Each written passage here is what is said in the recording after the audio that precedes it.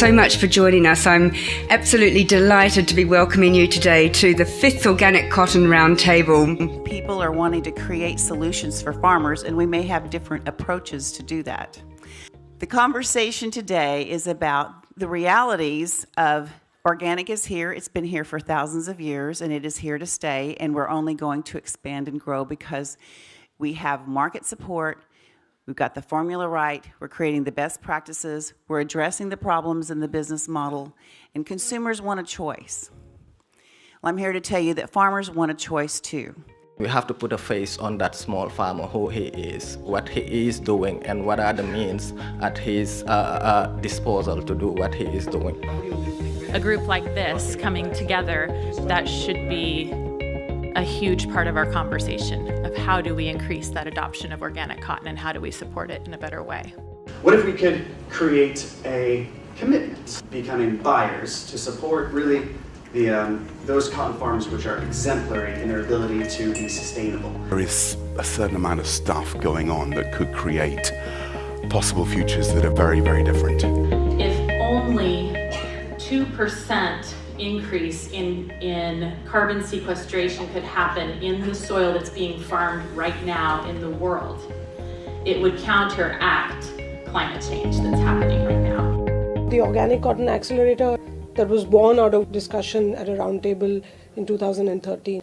Textile Exchange is the mother of that because this dialogue, started at one of these conferences. You can harness the power of the market to make change, and that convening this power or bringing people together does make a difference. My encouragement to the roundtable, diversity of thinking is essential when you're trying to create new systems.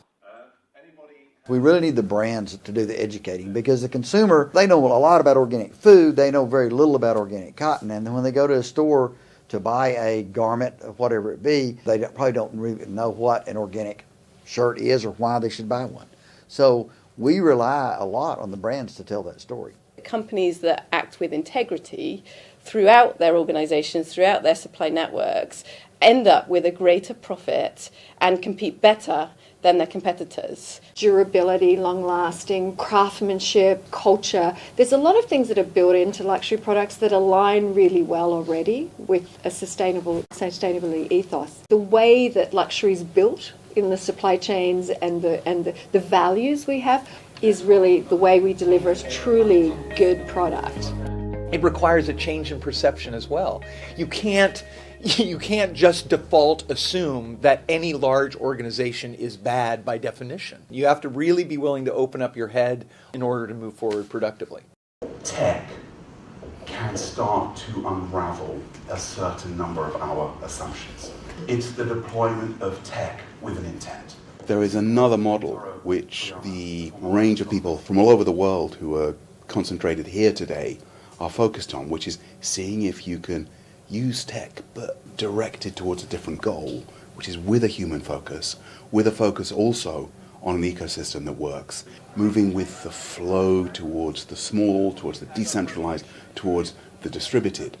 Now we move into the Innovation Award 2016, sponsored by my organisation, Change Agency. We had 11 applicants for new ideas in organic cotton come in at the beginning of the process. They were whittled down to the 6. In the field, the farmers really like it because it's offline advice.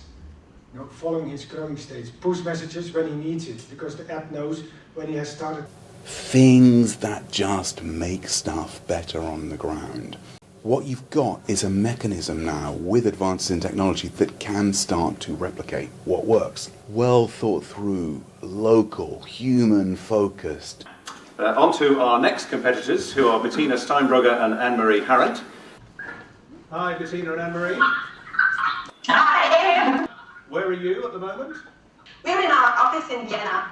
We created Strawberry Week, an e-commerce platform that offers the perfect solution for every woman. So on the one hand, we have biodegradable organic cotton tampons, but we also have reusable products such as organic cotton cloth pads, because we collaborate with the most important producers in the organic cotton supply chain. We started in a community, including people from Europe and other a community which is trying to add value to the raw materials from organic or biodynamic farming in a way which will connect or reconnect the farmer to the consumer, and which distributes the added value in a fair way, and a community which has a higher level of resilience. When you have industry and farmers and nonprofits and supply chain actors all saying the same thing, that's a very powerful thing. What we're kind of embedded in is a larger predatory supply system that pits each sector of the supply chain against each other. The aim, I think, that we need to focus on is building a stakeholder value, not shareholder value. And so moving that focus really from just financial profit to social and environmental profit with financial profit. Distribution, a lot of ideas, but focused on online video content, again, authentic celebrities, product placements, film, radio, social media. We talked about gaming apps in terms of Pokemon and that kind of drive that was there. We also talked about celebrity endorsement and get people into that as well. Fashion shows and TV spots. We said there is something in models like open costing. It can be very time consuming to sit down with your whole supply chain, but that seems to be something that works. There are other models that people are trying in other parts of the world that could be assessed and shared, and this could be a task for some kind of task force to take on. You can now finance your supply chain stakeholders all the way through to farm by leaning against the commitment to purchase from the brand and the retailer combined with the value of the commodity, which is enough sufficient collateral for financial institutions to finance the product moving through the supply chain. And so I think in order for organic and sustainable agriculture and textiles to move forward, we have to forge a new model, one that's built on cooperation across the supply chain, opposed to one which is predatory. I have here, there's 20 names, companies and email addresses on here already of people who want to join the working group for Africa and start something. It's only by working together, collaborating, that we can actually make some real change. So let's do it and stop talking about it. Woo! There's an urgent need to be able to deliver more impact and to scale adoption.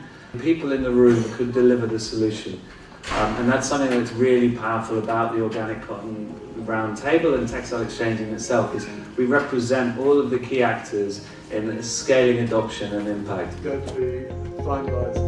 It's an incredibly important gathering, the Textile, the Organic Roundtable particularly, of organic interests from all over the world. I've learned more than it's possible to imagine learning at an average get-together or conference. It's great.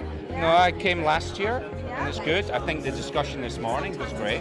Very interactive, very educational. Nous serons très heureux de passer l'année prochaine pour cette table. C'est très important pour nos producteurs.